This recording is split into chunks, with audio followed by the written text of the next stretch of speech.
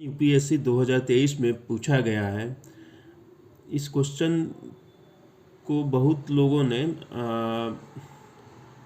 सही नहीं बनाया है, इसके गलत उत्तर दिए हैं। यहाँ तक कि अगर आप किसी साइट पर जाके देखेंगे तो कई कोचिंग्स या कई पब्लिशर की बुक्स हैं, उनमें भी इस क्वेश्चन के गलत आंसर दिए गए हैं।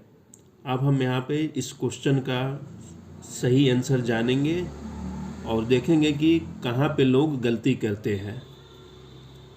क्वेश्चन में पूछा गया है कि Raj has 10 pairs of red, 9 pairs of white and 8 pairs of black shoes in a box.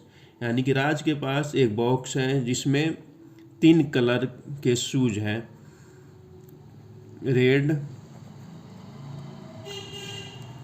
White and black. इसमें रेड 10 पेयर्स है, वाइट 9 पेयर्स है और ब्लैक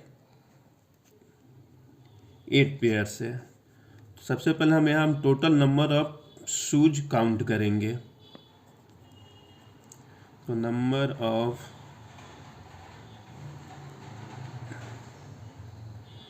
रेड शूज,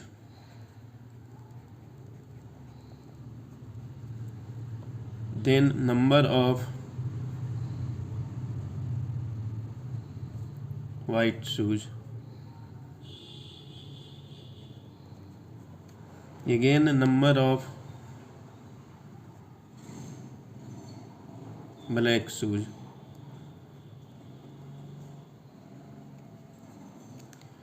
चूँकि बात हो रही है कि उसे 1 पेयर रेड शूज रेंडमली निकालने हैं, तो सबसे पहले हम यहाँ पे देखेंगे नन रेड शूज कितने हैं। यानी कि number of non red shoes, ये है 18 प्लस 16,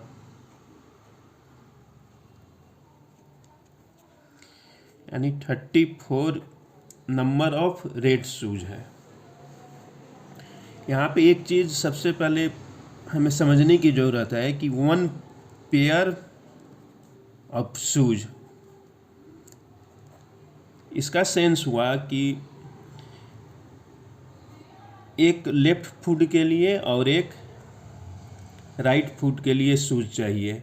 बहुत लोग यहाँ पे क्या गलती करते हैं कि 1 पेयर समझ जाते हैं, यानी कि 2, यानी कि जो क्वांटिटी है वो 2 है, लेकिन हमें यहाँ पे पेयर पूछ रहा है। 2 तो है लेकिन उसके पेयर चाहिए, तो पेयर का मतलब एक लेफ्ट शूज और एक राइट शूज। तो सबसे पहले हमें यह क्लियर कर लेना है कि यहाँ पे नंबर ऑफ जो पेयर चाहिए वो लेफ्ट और राइट मिलके होने चाहिए।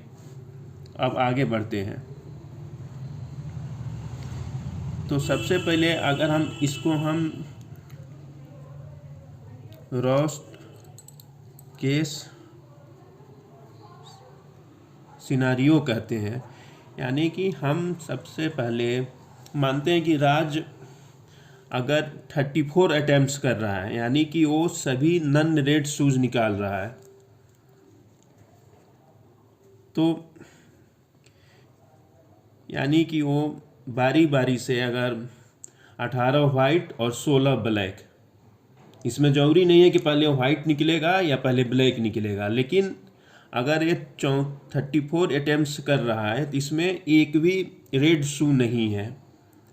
यानी कि 34 अटेम्प्ट्स तो उसने कर ली है जिसमें से एक भी रेड शूज नहीं मिले। अब जो अगला अटेम्प्ट्स करेगा वो करेगा किसमें से, क्योंकि मेरे पास वाइट और ब्लैक, इससे भी अटेम्प्ट्स हो गए, इससे भी अटेम्प्ट्स हो गए, अब बच गए रेड। यानी कि जो उसका अगला अटेम्प्ट्स होगा, जो नेक्स्ट शू निकालेगा, वो निश्चित है कि वो रेड होगा। यानी अगर वो अगर हम ये मान लें कि चूँकि हमारे पास रेड शू कितने हैं, तो हमारे पास रेड शूज है 20। फिर 20 में ध्यान देने वाली बात है कि इसमें लेफ्ट और राइट दोनों हैं, यानी कि लेफ्ट 10 और राइट 34 अटेम्प्ट्स के बाद नेक्स्ट जो उसका अटेम्प्ट होगा वो होगा राइट, यानी कि रेड शूज में से। तो आप यहाँ पे जो लोग जिन गलती करते हैं वो यही करते हैं 34। आप लोग ये समझते हैं कि अगर वो रेड यहाँ से 2 ले ले,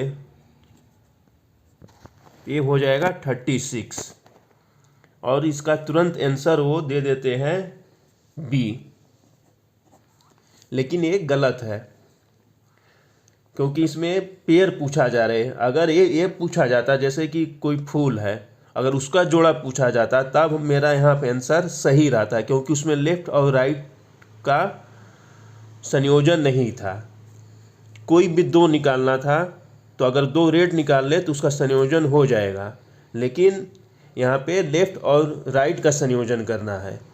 तो अगर वो 2 जोड़ रहा, 2 अगर वो ले रहा है, तो इसमें ज़रूरी नहीं है कि वो लेफ़्ट और राइट हो। ये दोनों लेफ़्ट भी हो सकते हैं या दोनों राइट भी हो सकते हैं।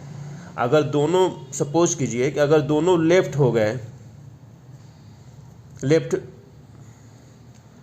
शूज हो गए, तो फिर ये कम्बिनेशन कैसे पूरा होगा? कम्बिनेशन तभी पूरा होगा जब लेफ़्ट प्लस राइट दोनों होने चाहिए।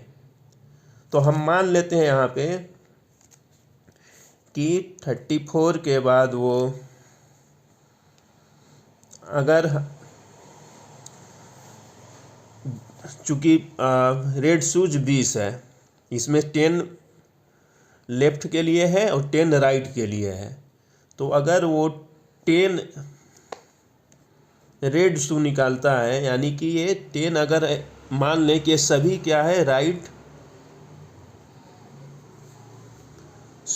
शूज है,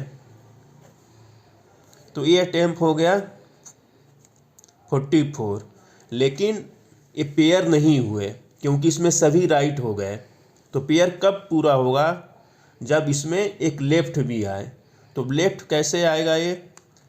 तो निश्चित है कि उसके पास अब जो 10 और बचे हैं, यानी कि ये 10 निश्चित है, क्योंकि राइट हम सब ले लिए हैं, तो निश्चित है कि 10 लेफ्ट ही होगा। तो इसमें से एक लेगा, तो ये हो जाएगा 45, यानी मैक्सिमम नंबर ऑफ अटेम्प्ट्स हो जाएंगे